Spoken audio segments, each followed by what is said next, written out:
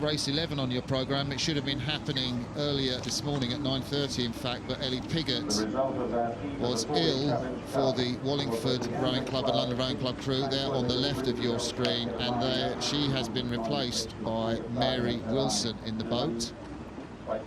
Ellie Piggott unwell, we wish you all the best, and they will be racing the women from the Schuylkill Navy High Performance Centre with the blue and yellow blades. They are on the right of your picture on the Bucks station. Last race of the day. And the Wallingford crew really got a jump on the start there and managed to move out to maybe canvas lead very early on.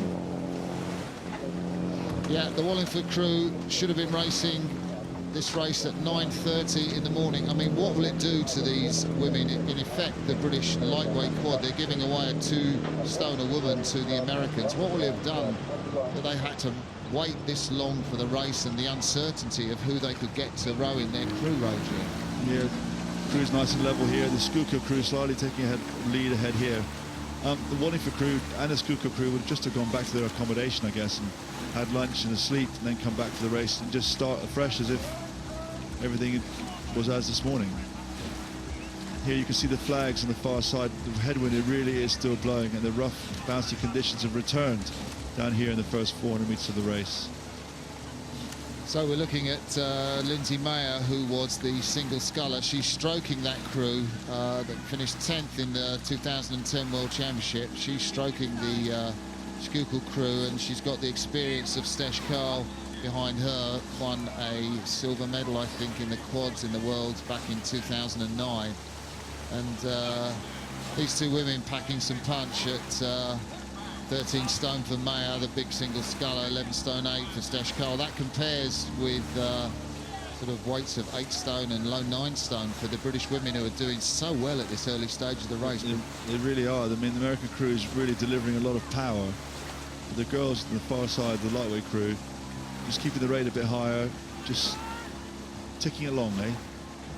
Yeah, so let's give a shout out to the 4 women from the Wallingford Rowing Club. Such a strength for British women's lightweight sculling and London Rowing Club. You can see Brianna Stubbs in that boat, and then Charlotte Brown. I do apologise. Imogen Walsh in there. No, Imogen Walsh, yeah, she's in there too. Imogen Walsh from London Rowing Club. Got so close to the lightweight women's double scull of Charlotte Taylor and Kat Copeland. And you just think that with this change of personnel in the crew on the right-hand side from Wallingford and London Rowing Club, they really are staying in contention with this race. It's going to be a good long race, I think. It's going to be tight. Imogen Walsh is such a tough competitor, and really, you know, she's gutted not to be going to Rio. And she's in the quad. I think the lightweight quad Britain will be putting out for the World Championships, the non-Olympic boat classes. And another warning there for the umpire. Schuylkill are being asked to move across. It's not a done deal, this race, is it, at all? And you've got to wonder how these lightweights are so aggressive, so gutsy. I mean, they are really, I think they've got an overlap. They certainly have. It looks very, very tight at the moment. Mary Wilson just subbing into this Wallingford Rowing Club and London Rowing Club crew beautifully, and they have not lost contact at all at this stage of the race. One wonders what it's going to cost them. I mean, they're really just 8, 9 stone. Yes, they are, and they've worked very hard. They've really kept the rate up. And it's hard. If the rating's high, you're taking many more strokes in the opposition, and it can take a toll on you. Yeah, but 3 stone of women advantage. That's what the Americans have got over this crew, and they seem to. It's taken them a while, I think, to settle into their rhythm, Schuylkill. But now the way they accelerate the boat does seem to be slightly more efficient. Whether it's going to be enough to win the race, we'll have to wait and see. So this is the last race of the day. We're looking at the shots down on these women. You can see on the left of your screen the power of the Americans from Schuylkill Navy High Performance Centre, the oldest athletic club in the United States, 150 years old. Set up its governing body, and that is the Philadelphia Club. And these women, distinguished women, have all gone there and come here to win this event at Henley. And then trailing them, a brave effort from Wallingford Rowing Club and London Rowing Club. And if you're wondering why we're watching this race now, it's an added on end of the day race because Ellie Piggott was ill, unfortunately could not race this morning at 9:30 when this contest should have been taking place, and she was replaced by Mary Wilson. No, Schuylkill just seem to now using their power just to move away. And it's quiet now, and all the pleasure cruisers seem to have gone. The water conditions are very good despite the wind. It is. And I was talking to Brianna Stubbs earlier this season, did an interview with her for Regatta Row magazine, the Oxford University oarswoman, one in lightweights, one in heavyweights.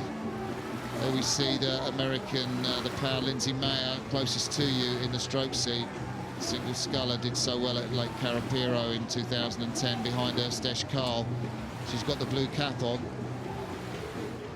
Won a world medal in this event in 2009, and she would have definitely hoped and set her sights on trying to get to the Rio Olympics. Wasn't to be, and they're now making their power count, Adrian. Yeah, and the pedigree now and the experience in that crew really is starting to show. You know, the lightweight girls crew on the far side, on the left-hand side, still sculling well and racing well. I suppose that's indicative of the fact that they're international athletes as well. Yeah, I mean, you know, international athletes at the top of their class, and anchored by Imogen Walsh. She's in the dark blue top, the colours of London Rowing Club. Had such a fantastic season, been so close, tantalisingly close to the Rio Olympics. Just 2 slots for lightweight women in the Rio Olympic team, and they've gone to Charlotte Taylor and Kat Copeland.